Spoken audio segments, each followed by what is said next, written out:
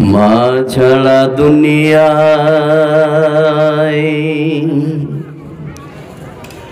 আপন কেহ আর হয় না, কখনো হয় না। মা ছাড়া দুনিয়ায় আপন কেহ আর হয় না, কখনো হয় না। সীমাহীন যাতনায় বুক ভরা বেদনায় মার মতো কেউ পাশে রই না, মার মতো কেউ পাশে রই না। মা ছাড়া দুনিয়ায় আপন কেহ আর হয় না, কখনো হয় না। দুঃখ সুখের অনুভূতি গুলো স্বার্থের রঙে বদলাই প্রতিদিন। দুঃখ সুখের অনুভূতি গুলো স্বার্থের রঙে বদলাই প্রতিদিন।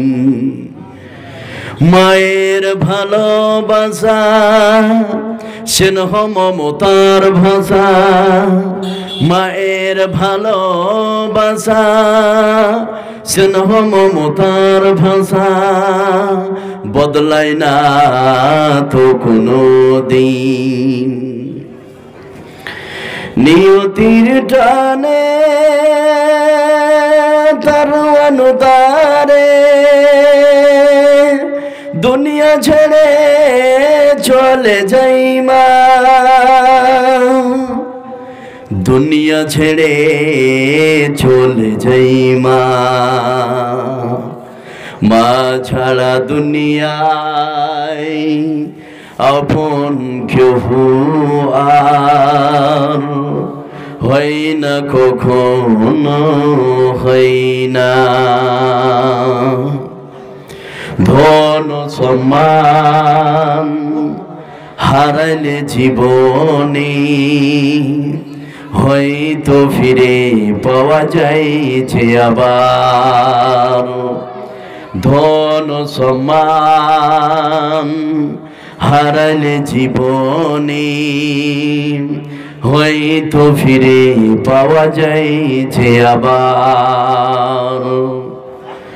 মায়ের মতো এত মহামহিমান্বিত, মায়ের মতো এত মহামহিমান্বিত নাম তো ফিরে আসে না। হৃদয়ের বাঁধনে রক্তের টানে উপমায় মন আর হই না, উপমায় মন আর হই না। মা ছাড়া দুনিয়ায় আপন কেহ আর হয় না, কখনো হয় না।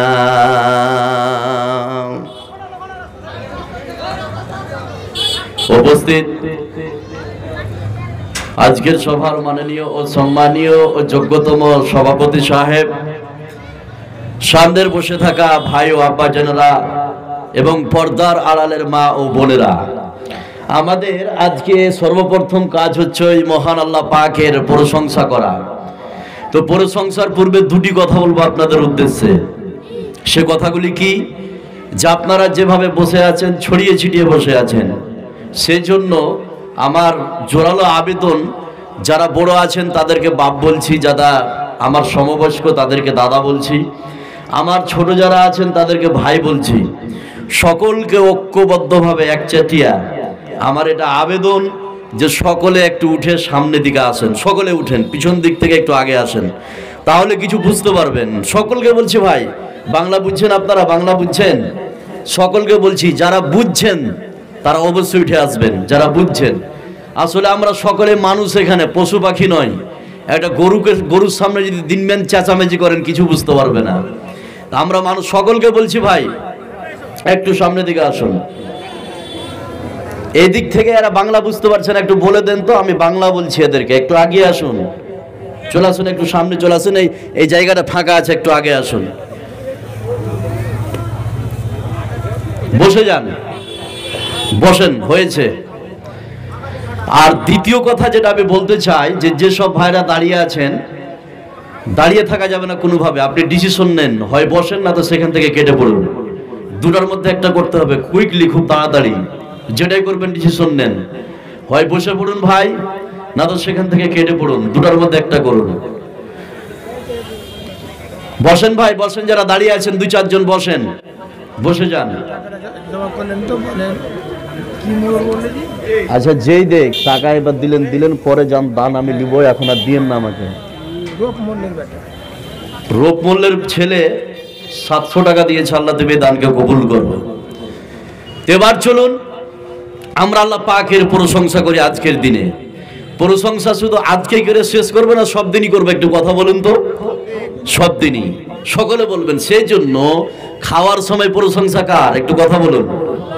ঘুমার সময়, ঘুম থেকে উঠার সময়, সুদ খাওয়ার সময়, সুদ খাওয়ার সময় আল্লাহর প্রশংসা করবে, করা যাবে? কথা বলুন। এটা স্লিপ হয়েছে, এটা আল্লাহ ধরবে না মাফ করবে? কথা বলুন। মাফ করে দিবে, এটা স্লিপ হয়েছে, এটা আল্লাহ ধরবে না। তো যা হোক, আমরা সব জায়গায় সর্ব অবস্থা আল্লাহ পাকের প্রশংসা করব। আজকের দিনে ছোট্ট একটি বাক্যের দ্বারাই আমরা আল্লাহ পাকের প্রশংসা শেষ করব।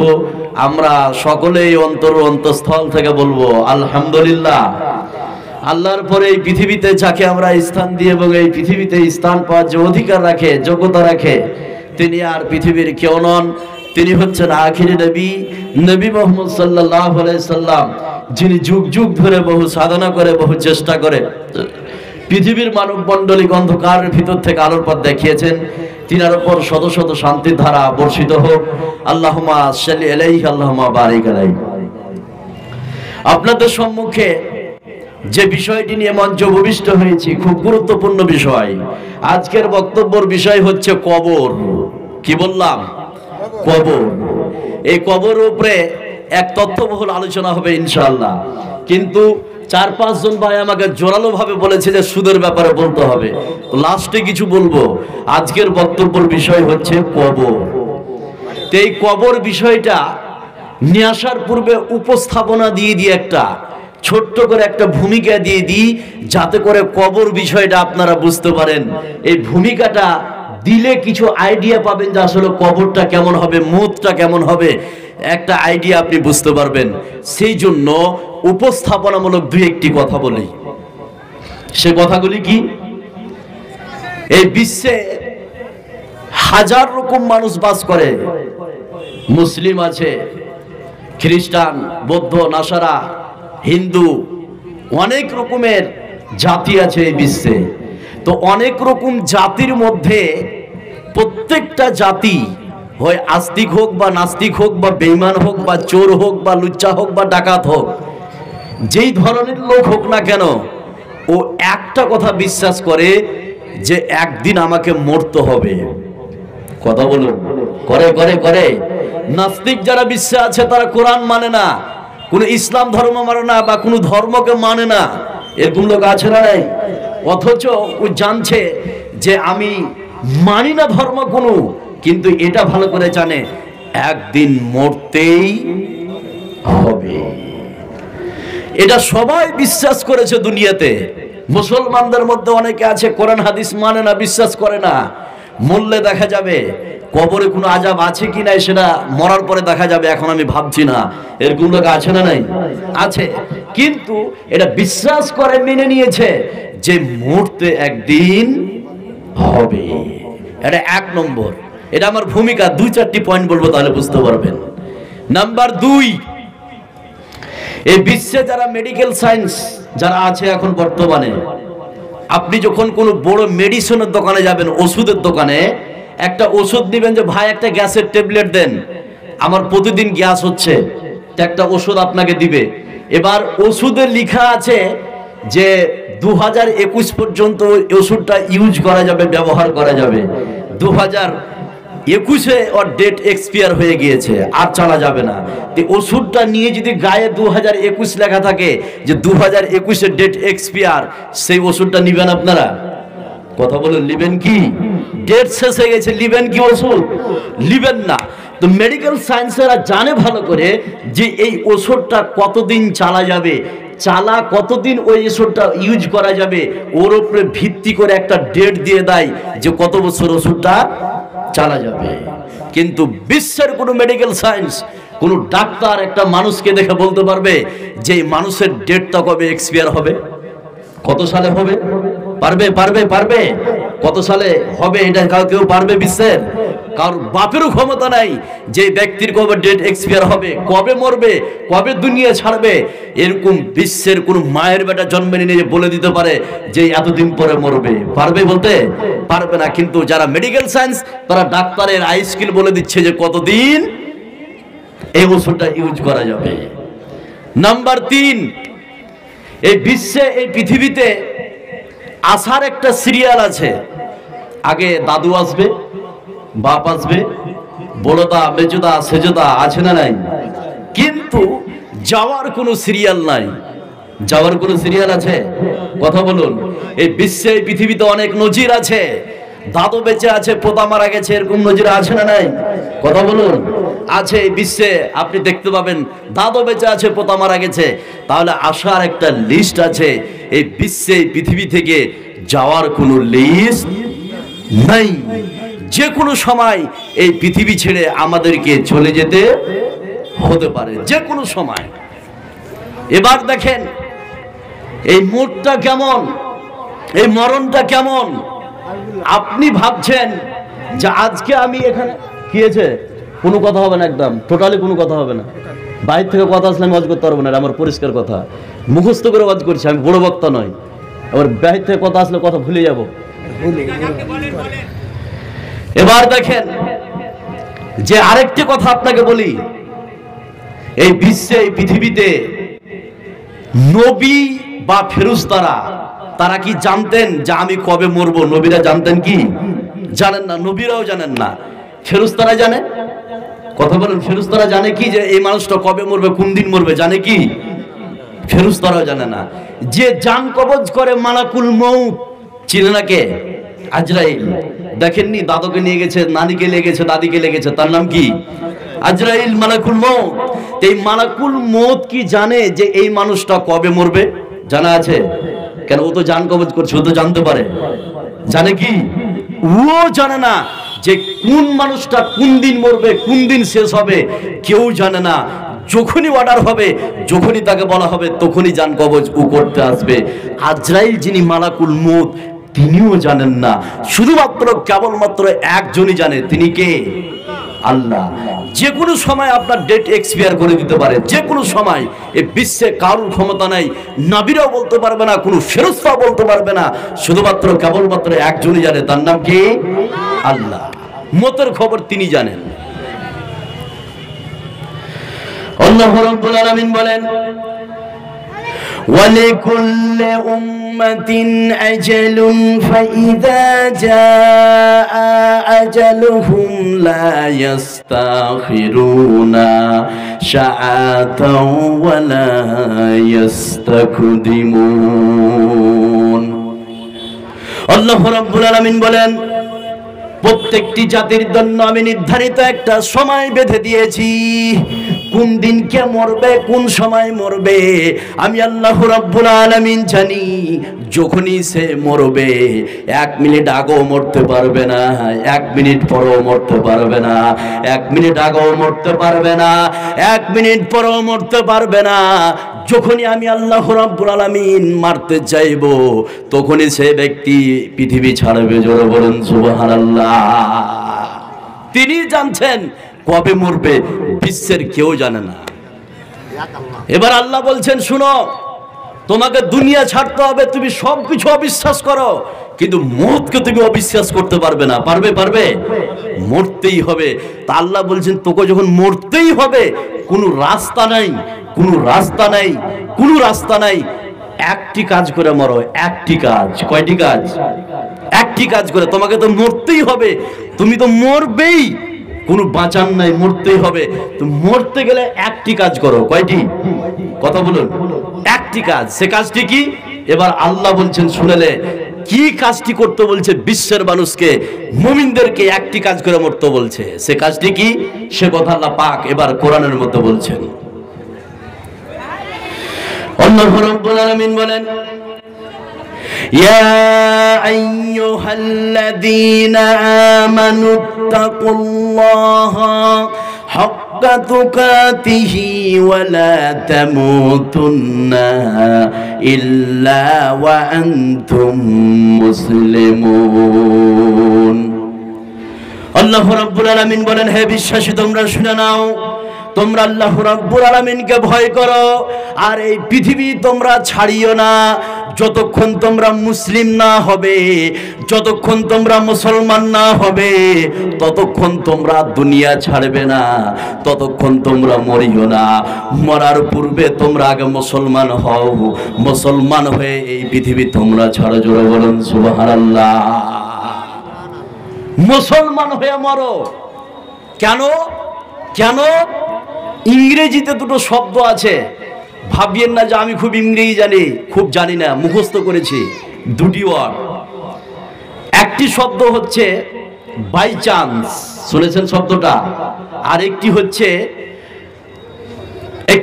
বাই চান্স, আর আরেকটি হচ্ছে, যা হোক ভুলে গেলাম শব্দটা আমি। তো এই দুটো শব্দ ইংলিশে আছে। বাই চান্স মানে হচ্ছে হঠাৎ। বাই চান্স মানে কি? হঠাৎ।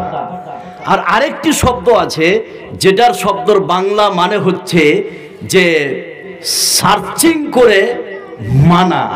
সার্চিং করে মানা। তো বাই চান্স, আমরা যতগুলো এখানে লোক বসে আছি, আমরা হচ্ছি বাই চান্স মুসলিম। কি মুসলিম? বাই চান্স মুসলিম, হঠাৎ মুসলমান হয়েছি। সেটা কেমন বুঝতে পারবে না। আল্লাহ বলছেন, তোমরা মুসলমান হয়ে মরো, মুসলিম হয়ে তোমরা মরো না। মুসলিম হয়ে মরো, মুসলমান হও, তারপরে মরো। কেন বলছেন? এবার তিনটি কথা বলছি, আপনাদেরকে ভালো করে শুনেন। সে কথাগুলি কি? কেউ যদি বলে যে আমার নাম হচ্ছে আব্দুল্লাহ, আব্দুর রহমান, আব্দুল খালেক, আব্দুল মালিক, এই সূত্রে আমি মুসলমান, এই দাবিটা তার ঠিক হবে না ভুল হবে? কথা বলুন। ঠিক হবে না, ভুল হয়ে যাবে। এক নম্বর। নাম্বার দুই, কেউ যদি বলে যে আমি গরুর মাংস খাই, রবিবারের দিন 15 কেজি করে মাংস নিই, আমি একজন খাঁটি মুসলিম, তো গরুর মাংস খেয়ে যদি মুসলমান দাবি করে, তো এই দাবি ঠিক হবে? কথা বলুন।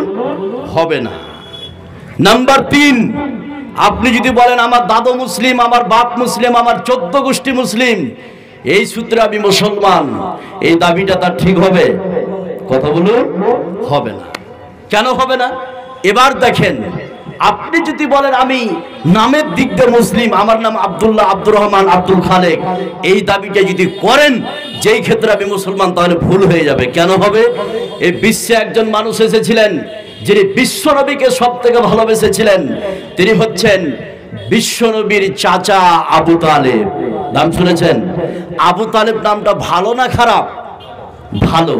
অথচ নাম ভালো, কিন্তু সে মুসলিম নয়। তাহলে নামের ক্ষেত্রে কেউ যদি মুসলমান দাবি করে, তার দাবিটা ঠিক হবে না ভুল হবে? ভুল হয়ে যাবে। নাম্বার দুই, কেউ যদি বলে যে আমি আমার বাপ মুসলিম, আমার দাদু মুসলিম, আমার 14 গোষ্ঠী মুসলিম, এই সূত্রে আমি মুসলমান, এ দাবিটা ঠিক হবে? আর ঠিক হবে না। কেন? এই বিশ্বে, পৃথিবীতে একজন নবী এসেছিলেন, তার নাম হচ্ছে নূহ আলাইহিস সালাম। কি বললাম? নূহ আলাইহিস সালাম। তো নূহ আলাইহিস সালাম তো একজন নবী, মুসলিম তো বটেই, তিনি একজন হচ্ছে নবী। তিনি একজন কি? নবী। নবীর ছেলে তার নাম হচ্ছে কেনান। তার নাম কি? কেনান। কেনান তো কেনান কি মুসলিম ছিল? মুসলিম নয়, মুসলিম হয়ে মরেনি, অথচ মুসলমানের ঘরে জন্ম হয়েছে, নবীর ঘরে জন্ম হয়েছে, মুসলমানের ঘরে জন্ম হয়েছে, কিন্তু তার ছেলে নূহ আলাইহিস সালামের ছেলে কেনান মুসলিম নয়। কি হয়েছে ভাই? নাম্বার 3, আপনি যদি বলেন আমি গরুর মাংস খাই প্রতিদিন 3 কেজি 4 কেজি 5 কেজি করে, এই সূত্রে আমি মুসলমান। ভারতের একটি রাজ্য আছে কেরালা, নাম শুনেছেন? কেরালার বহু হিন্দু গরুর মাংস খায়, আছে না নাই? কথা বলুন, আছে। তা আপনি যদি বলেন আমি গরুর মাংস খেয়ে মুসলিম, তো আপনার এই দাবিটা ঠিক হবে না। তা আল্লাহ বলছেন মুখে শুধু যদি মুসলিম দাবি করিস, এটা প্রকৃত মুসলিমের পরিচয় নয়। এবার আল্লাহ বলছেন তোমরা মুসলমান হয়ে মরো। কেন মুসলিম হয়ে মরতে বলছে? এবার ভালো করে তথ্যগুলো শুনেন। যারা মুসলিম হয়ে মরবে তাদের মওত হবে আলাদা, যারা মুসলিম হয়ে মরবে না তাদের মওত হবে আলাদা। এবার দেখেন, যারা মুসলিম হয়ে মরবে তাদের মওত আলাদা, আর যারা মুসলিম হয়ে মরবে না তাদের মওত আলাদা। এবার মওতটা শুধু একটু দেখেন, শুনলে অবাক হয়ে যাবেন, কি গভীর তথ্য। যারা মুসলিম হয়ে মরবে তাদের মওতটা কেমন হবে। এবার এই লিস্টে শুনলেন যারা মুসলিম হয়ে মরবে তাদের লিস্টে শুনলেন যাদের মওতটা কেমন হবে, আর যারা মুসলিম হয়ে মরবে না যে সব নারী পুরুষ তাদের মওতটা কেমন হবে সেটা পরে বলবো। আগে প্রথমে বলি যারা মুসলিম হয়ে মরবে তাদের মওতটা কেমন হবে। এবার চলুন একটা আয়াত বলি, মুসলিম হয়ে যখন মরবে তার কাছে মালাকুল মওত আসবে, আজরাইল। কে আসবে? আজরাইল আসবে, আর আজরাইলের সঙ্গে কিছু ফেরেশতা আসবে। আসার সাথে সাথেই ওই মুসলিম ব্যক্তিকে ঘোষণা করে দিবে, মুসলিম ব্যক্তিকে শুনিয়ে দিবে সুসংবাদ, ভালো সংবাদ, খুশখবরি, সুসংবাদ শুনিয়ে দিবে। কিভাবে? সে কথা আল্লাহ পাক কোরআনের মধ্যে বলছেন। আল্লাহ রাব্বুল আলামিন বলেন, ইয়া আইয়াতুহান নাফসুল মুতমাইন্না ইরজিই ইলা রাব্বিকি রাদিয়াতাম মারজিয়া ফাদখুলি ফি ইবাদি ওয়াদখুলি জান্নাতি। আল্লাহ রাব্বুল আলামিন বলেন, একজন মুসলিম ব্যক্তি যখন মারা যাবে, এই মুসলিম ব্যক্তির কাছে মালাকুল মওত আসবে আর কিছু ফেরেশতা আসবে। আসার পরে মুসলিম ব্যক্তিকে বলবে, ও প্রশান্ত আত্মা, চলো তোমাকে আজকে নিয়ে যেতে এসেছি যে রবকে তুমি খুশি করেছো, যে রব তোমার উপরে রাজি আছে, যে রবকে তুমি খুশি করেছো, চলো আজকের দিনে তোমাকে নিয়ে যেতে এসেছি। মালাকুল মওত তাকে এইভাবে সুসংবাদ দিয়ে তার ভিতর থেকে রূহটাকে বের করবে। জোরে বলুন সুবহানাল্লাহ। তাহলে এইভাবে সুসংবাদ দিবে, তার কাছে এসে তাকে বলবে চলো তোমাকে নিয়ে যেতে এসেছি, এইভাবে তোমার রব তোমার উপর রাজি আছে, যে রবকে তুমি রাজি করিয়েছো, হে প্রশান্ত আত্মা, এইভাবে বলে তার ভিতর থেকে রূহটাকে বের করবে। কিভাবে বের করবে? খুব আস্তে আস্তে আস্তে আস্তে। সেটা কেমন? এই যে বোতল আপনারা দেখতে পাচ্ছেন, বোতল, এই বোতলের সমস্ত পানি খেয়ে শেষ করে দেন। এবার পরবর্তীতে আবার যদি বোতলটাকে এভাবে উল্টান, তাহলে দেখা যাবে যে বোতলে যে 2-1 ফোঁটা পানি আছে, সেই পানিগুলো আস্তে আস্তে আস্তে আস্তে বেরিয়ে আসবে না? আসবে না? কথা বলুন, আসবে। তো মুমিন ব্যক্তি, মুসলিম ব্যক্তি যখন জান কবজ করবে, তার রূহটাকে বোতলে যেরকম পানি হালকা থাকলে, 1 ফোঁটা থাকলে উল্টে ধরলে আস্তে আস্তে বেরিয়ে আসে, মুমিন ব্যক্তির, মুসলিম ব্যক্তির রূহটাকে মালাকুল মওত আস্তে আস্তে আস্তে আস্তে আস্তে করে বের করে নেবে। এবার যে মরছে সে বুঝতে পারছে যে মালাকুল মওত আজরাইল আমার সঙ্গে কেমন ব্যবহার করেছে, ভালো ব্যবহার করেছে। যে মরছে সে বুঝতে পারছে। আমরা কি বুঝতে পারছি? কথা বলেন, আমরা কি বুঝতে পারছি?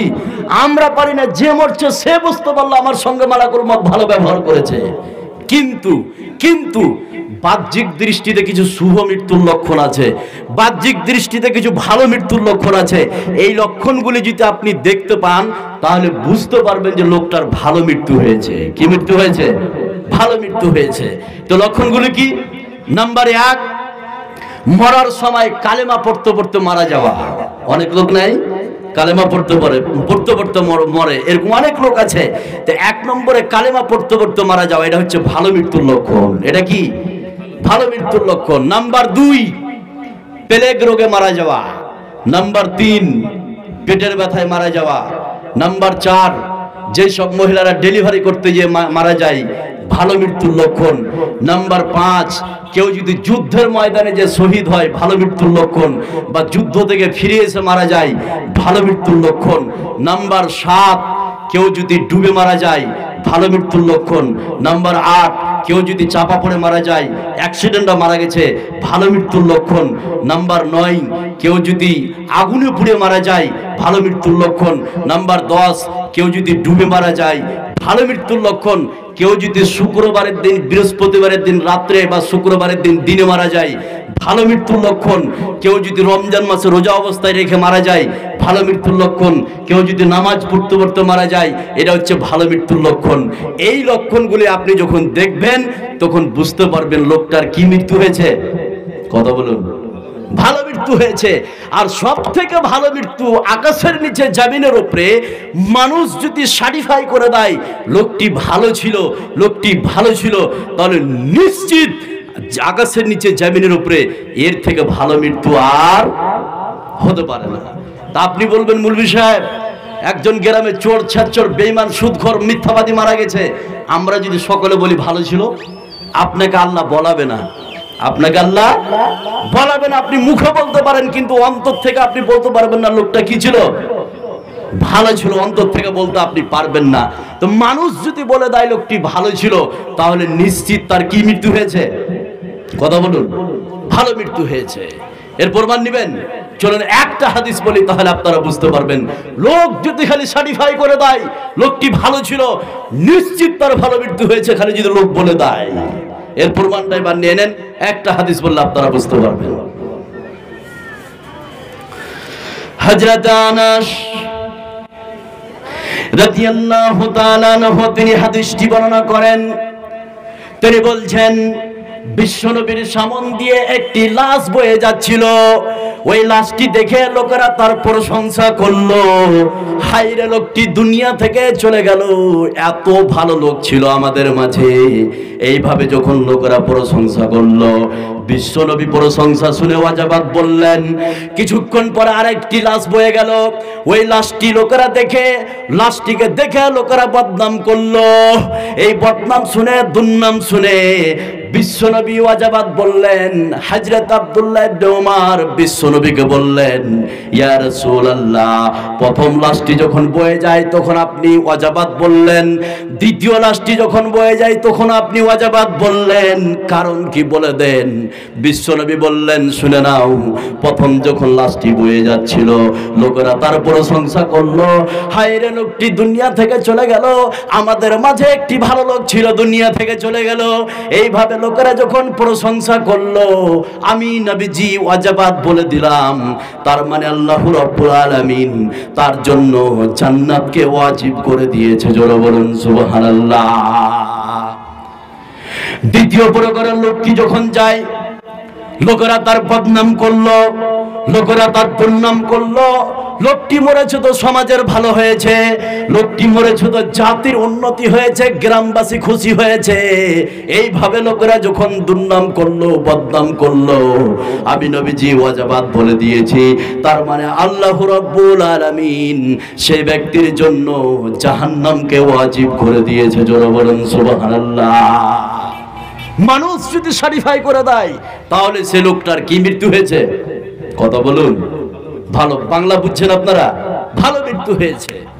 এবার চলুন, যে ব্যক্তি মরছে ও তো বুঝতে পারলো আজরাইল আমার সঙ্গে ভালো ব্যবহার করেছে, ভালোভাবে জান কবজ করেছে, আর বাহ্যিক দৃষ্টি তো আমরা দেখতে পেয়েছি লোকটার ভালো মৃত্যু হয়েছে।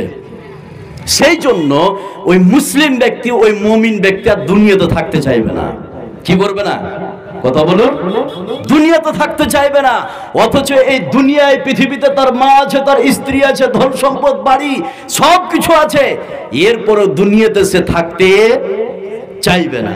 ও বুঝে গেছে আজরাইল আমার সঙ্গে ভালো ব্যবহার করেছে, আমার রূহটাকে ভালোভাবে বের করেছে। আর বাহ্যিক দৃষ্টিতে আমার মৃত্যুটা ভালো হয়েছে, সেই জন্য আর পৃথিবীতে সে ব্যক্তি থাকতে চাইবে না। দেখেন কি বলবো ওই মৃত্যু ব্যক্তি, এর প্রমাণটা এবার দিচ্ছি আপনাকে। একটা হাদিস বললে আপনারা বুঝতে পারবেন। হযরত আবু সাঈদ খুদরি রাদিয়াল্লাহু তাআলা আনহু তিনি হাদিসটি বর্ণনা করেন। তিনি বলছেন, বিশ্বনবী বলেছেন, এই পৃথিবীতে একজন মুমিন মুসলিম যখন মারা যাবে, এই পৃথিবীতে এমন মুমিন ব্যক্তি যখন মারা যায়, ওই ব্যক্তিকে গোসল করে খাটিয়াতে করে যখন চারজন মলে কবরস্থানের উদ্দেশ্যে নিয়ে যায়, তখন ওই মুমিন ব্যক্তি, ওই মৃত্যু ব্যক্তি চারজনকে লক্ষ্য